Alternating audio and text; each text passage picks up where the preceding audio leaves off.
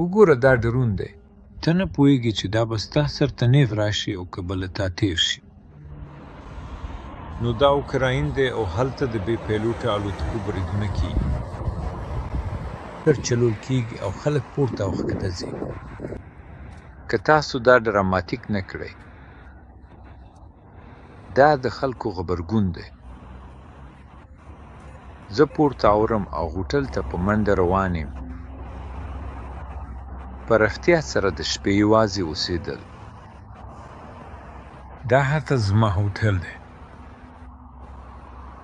نو دا هوټل دی او زه هلته وم او زه د هغه خونړي ډرون غږ اورم چې زما په سر روان و.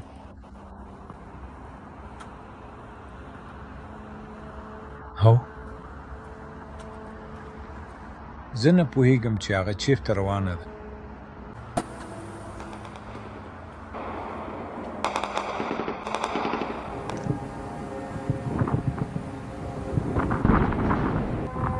او کنه ما ووهله.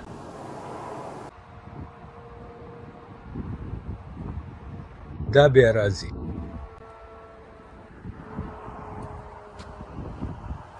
خبره نږدې کېږي.